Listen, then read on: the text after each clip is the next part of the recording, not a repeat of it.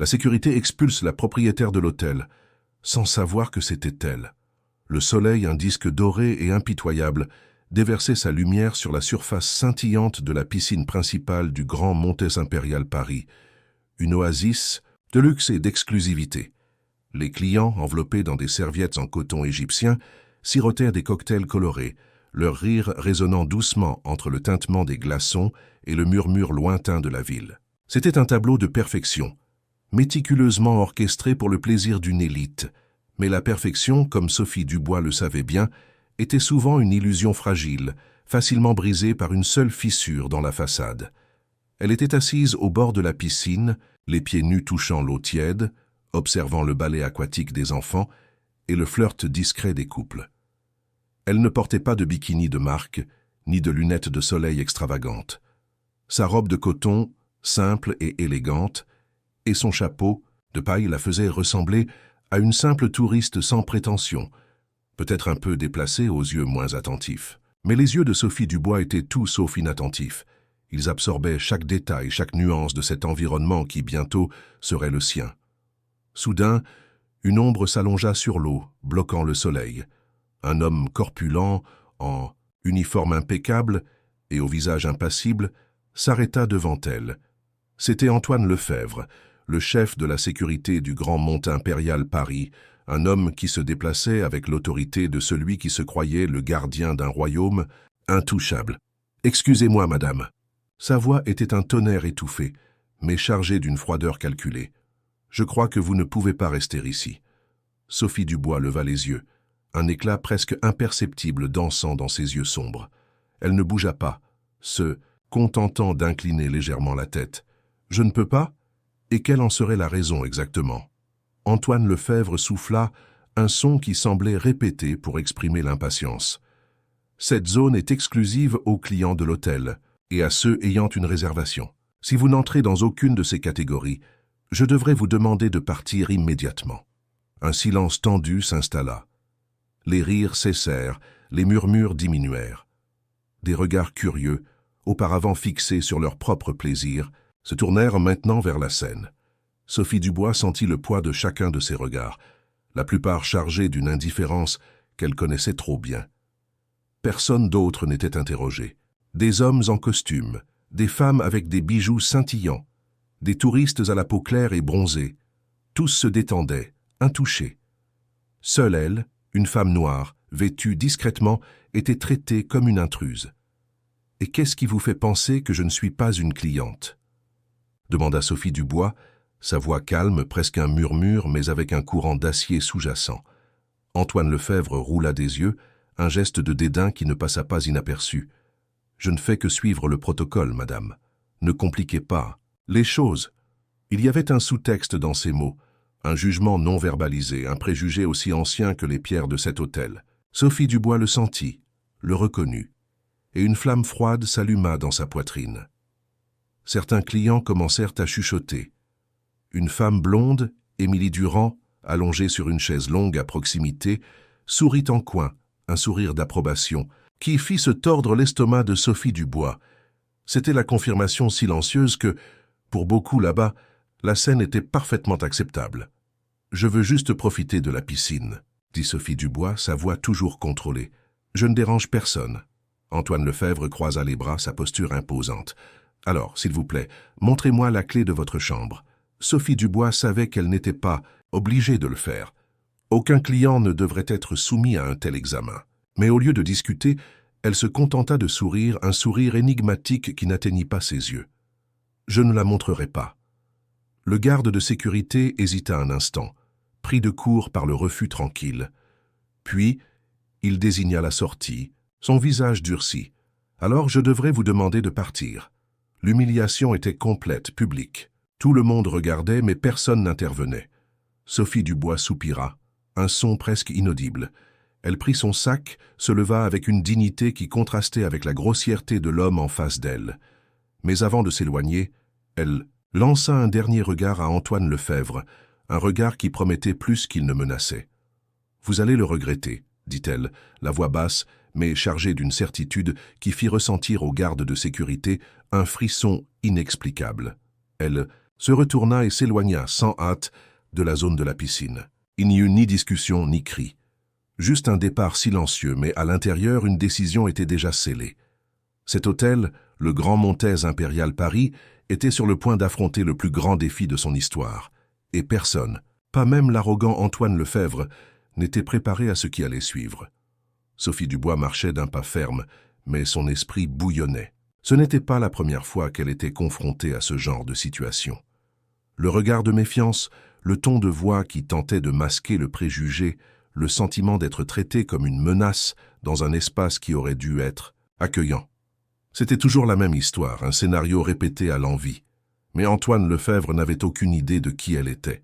Et cela, ironiquement, rendait les choses encore plus intéressantes. Sophie Dubois n'était pas une femme ordinaire. Elle était la force motrice derrière le groupe hôtelier Montez Impérial, une chaîne d'hôtels de luxe qui avait redéfini le concept d'hospitalité dans le pays. Une femme d'affaires visionnaire, reconnue pour sa capacité à transformer des entreprises en faillite en joyaux du secteur, et plus importante encore, pour sa lutte inlassable pour un marché plus inclusif. Mais ce parcours n'avait pas été pavé de facilité. Fille de Monique Dubois, une femme de ménage qui nettoyait les maisons de familles riches, et de Jean Dubois, un maçon qui construisait les fondations des rêves des autres, Sophie a grandi dans un quartier populaire de Sarcelles, en banlieue parisienne. Dès son plus jeune âge, elle a été témoin de l'invisibilité de sa mère, de la façon dont elle était louée pour son dévouement, mais jamais traitée comme une égale. À 12 ans, Sophie savait déjà que le monde ne serait pas juste avec elle. Mais au lieu de se résigner, elle a décidé qu'elle réécrirait sa propre histoire. Elle a étudié dans des écoles publiques, faisant face à la rareté des ressources, au manque de matériel, à la démotivation de certains professeurs. Mais Sophie était infatigable. Elle empruntait des livres, dévorait chaque page sous la faible lumière d'une lampe de chevet, pendant que le reste de la maison dormait. Elle rêvait grand, même quand la réalité essayait de la tirer vers le bas. Elle a obtenu une bourse dans une prestigieuse université parisienne et a obtenu son diplôme en administration, avec une soif insatiable de connaissances et de changement. Avec un petit prêt et une détermination de fer, elle a ouvert sa première auberge. Les débuts furent ardus, chaque jour une bataille. Mais Sophie Dubois n'a pas abandonné. Elle savait qu'il ne suffisait pas d'être bonne, il fallait être impeccable, et c'est ce qu'elle fut. Avec le temps, sa chaîne d'hôtels a grandi, devenant une référence sur le marché, un empire bâti sur les piliers de l'excellence et de l'innovation. Mais même avec tout son succès, il y avait quelque chose qui ne changeait jamais, le préjugé, une ombre persistante qui insistait à la suivre. C'est pourquoi, lorsqu'elle a acquis le Grand Montez Impérial Paris, un hôtel à la réputation impeccable, mais avec des rumeurs d'une culture interne élitiste, Sophie Dubois a décidé de faire un test. Elle voulait savoir si les employés étaient vraiment préparés à offrir un service digne à tous les clients, quelle que soit leur apparence, leur couleur de peau ou ce qu'ils portaient. Et maintenant, elle avait sa réponse. Antoine Lefèvre, le garde de sécurité, ne le savait pas, mais il venait de lui donner la raison parfaite pour démanteler et reconstruire tout dans cet endroit. Sophie Dubois monta dans sa voiture, l'intérieur frais contrastant avec la chaleur extérieure. Elle prit son téléphone portable et composa un numéro. « Je veux une réunion avec toute l'équipe du Grand Montez Impérial Paris demain matin », dit-elle, sa voix ferme, sans trace du calme qu'elle avait affiché quelques minutes auparavant. « Un problème, Madame Dubois ?» demanda Lucas Fournier, son assistant, l'inquiétude évidente dans son ton. Elle sourit, un sourire qui n'était pas de joie, mais d'une satisfaction froide et calculée, tandis qu'elle regardait dans le rétroviseur l'imposant bâtiment d'où elle venait d'être expulsée. Disons que certains employés vont avoir une grande surprise. Ce ne serait pas une simple rencontre. Ce serait le moment où tous découvriraient qui détenait réellement le pouvoir là-bas. Et, cette fois, personne ne s'en tirerait impunément. Le lendemain matin, Sophie Dubois arriva au Grand Montez Impérial Paris sans faire de bruit. Elle ne portait pas de vêtements voyants, ni n'était accompagnée de son équipe d'avocats ou de gardes du corps privés. C'était juste elle, discrète, mais avec une aura d'observation aiguë. En entrant dans le hall, elle remarqua immédiatement le schéma. Un couple de touristes blancs fut accueilli avec des sourires chaleureux à la réception.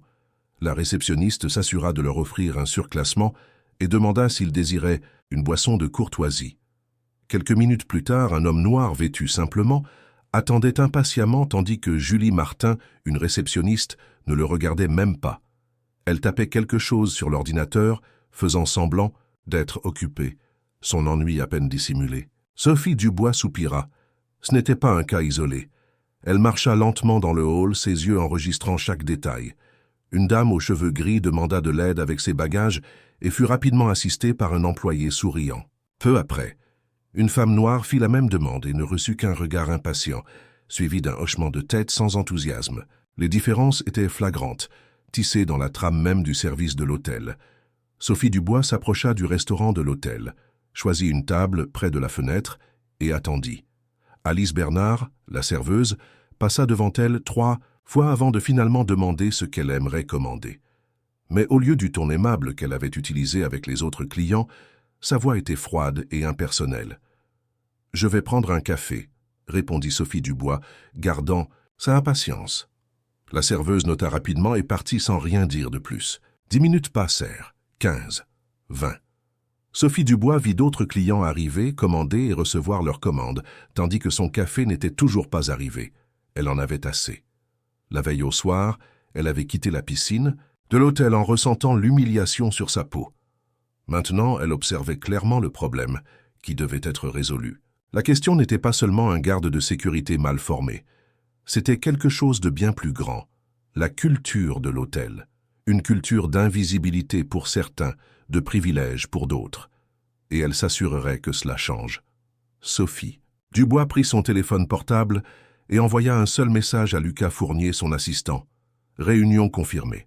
Je veux tout le monde dans la salle principale dans 1 heure. Lors de cette réunion, certaines personnes allaient apprendre la plus grande leçon de leur vie. Exactement 1 heure plus tard, tous les employés du Grand Monte Impérial Paris étaient réunis dans la grande salle de conférence. L'ambiance était à l'attente et à l'attention, une convocation soudaine qui prit tout le monde par surprise. Antoine Lefebvre, le garde de sécurité qui avait expulsé Sophie Dubois la veille, était assis au fond, les bras croisés. Il ne semblait pas inquiet. Pour lui, ce ne serait probablement qu'une autre réunion ennuyeuse sur le service client. Les réceptionnistes chuchotaient entre eux, les serveurs et les femmes de chambre attendaient en silence. Quand Sophie Dubois entra dans la salle, personne ne la reconnut. Pour eux, elle n'était qu'une femme ordinaire, sans importance. Mais tout changea au moment où Lucas Fournier, son assistant, un homme grand et impeccablement vêtu, prit la parole. « Mesdames et messieurs, » commença-t-il, sa voix résonnant, dans la salle, « je vous présente la véritable propriétaire de cet hôtel, Madame Sophie Dubois. » Le silence fut instantané, lourd. Tous les regards se tournèrent vers Sophie Dubois, certains avec surprise, d'autres avec incrédulité. Les yeux d'Antoine Lefebvre s'écarquillèrent, sentant le sol se dérober sous ses pieds. La même femme qu'il avait traitée avec mépris la veille était sa patronne. L'ironie était un coup de poing dans l'estomac. Sophie Dubois fit quelques pas en avant, laissant l'impact de la révélation s'ancrer dans l'esprit de tous avant de parler. « Hier, j'ai été expulsée de la piscine de cet hôtel, » commença-t-elle, regardant directement Antoine Lefebvre, dont les traits se tordaient dans un mélange de choc et d'effroi.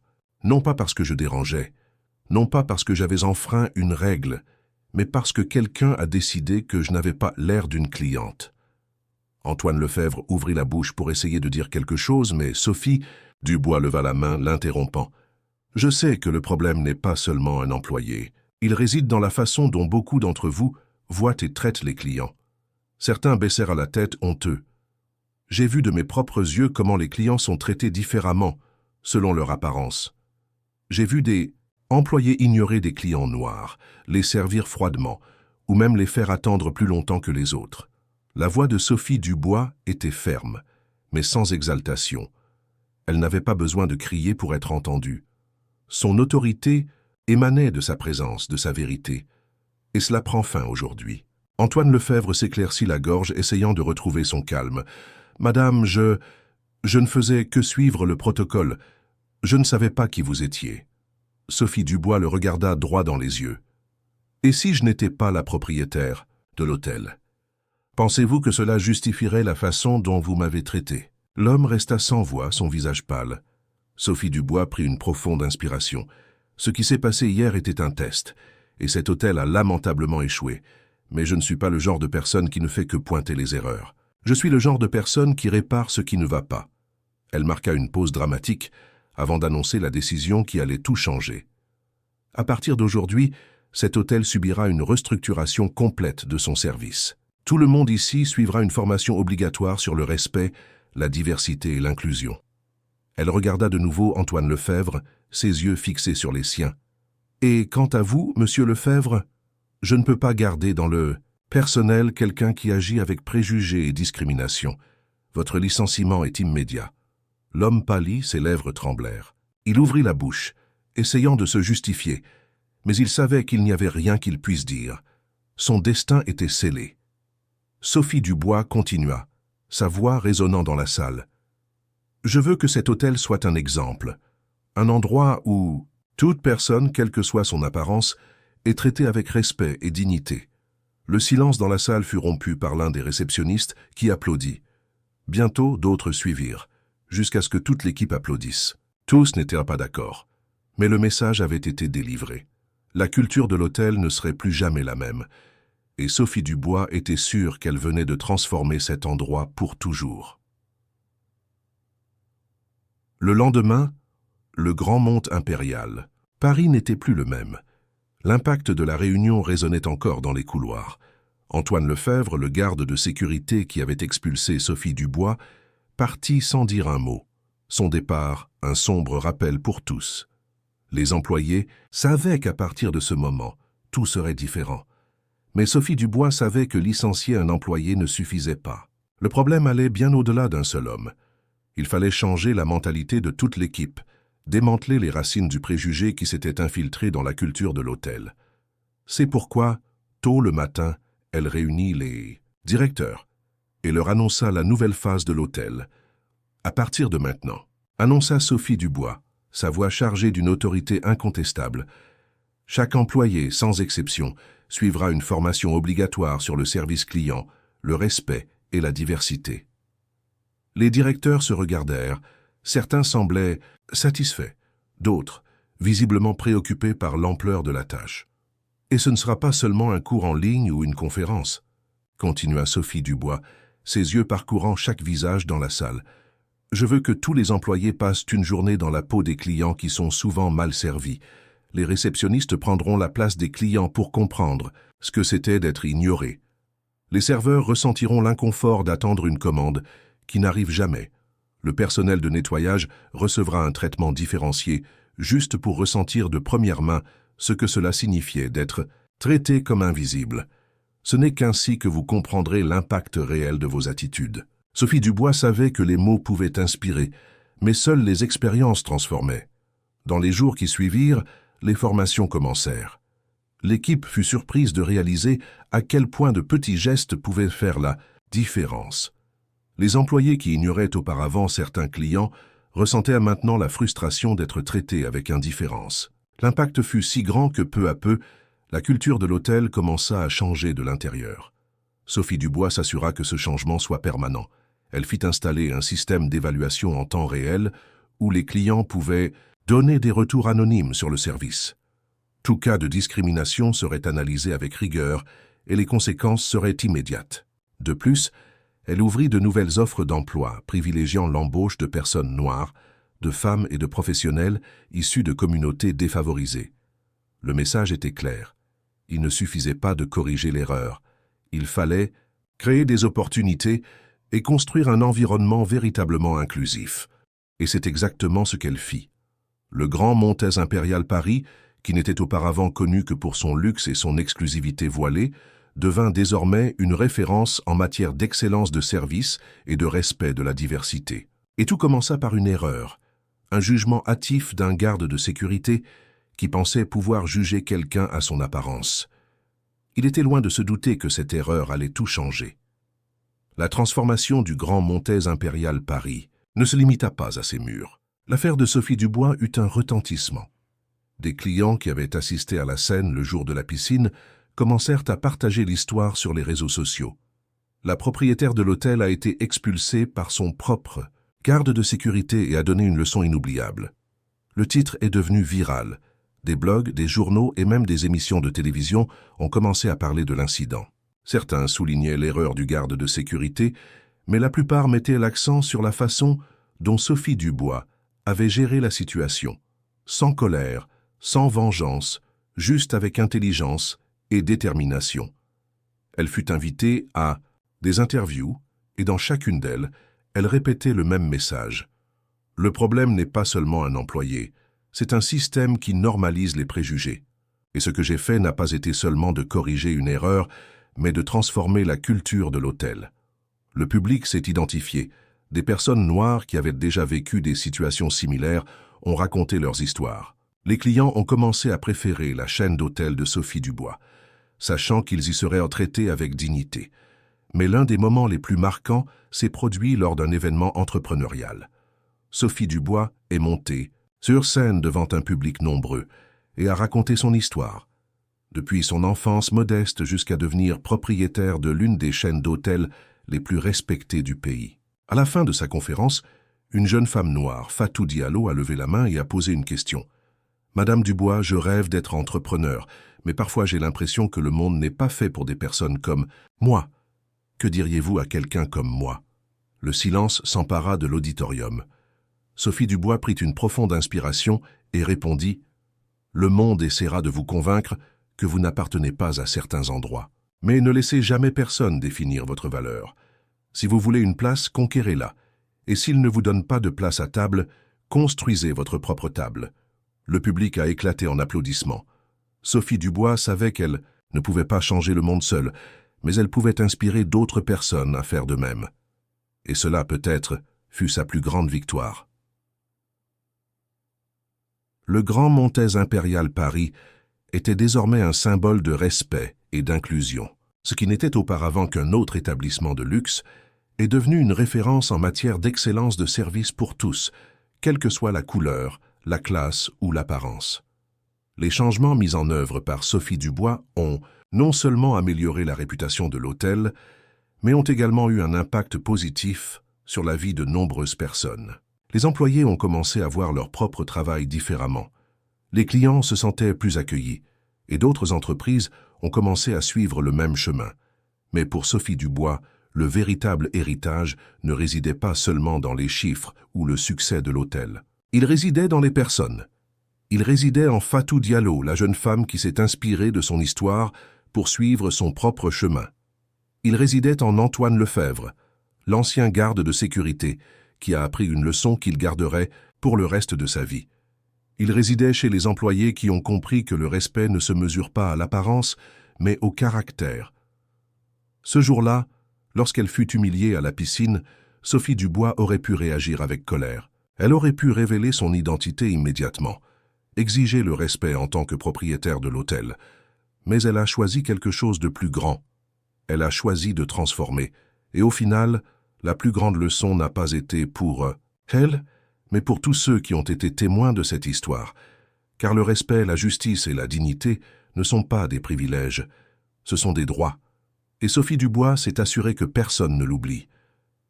Si cette histoire vous a touché, ne restez pas simple spectateur. Partagez cette vidéo, laissez votre commentaire et identifiez ici quelqu'un qui a besoin de croire davantage en soi. N'oubliez pas, chaque histoire de dépassement inspire des centaines d'autres. Et ensemble, nous pouvons construire un pays plus juste et égalitaire. Abonnez-vous à la chaîne pour ne pas manquer d'autres histoires émouvantes qui inspirent et montrent que rien n'est impossible pour ceux qui ne baissent pas les bras. Et rappelez-vous, votre place est une place de victoire. Ne laissez jamais personne vous dire le contraire.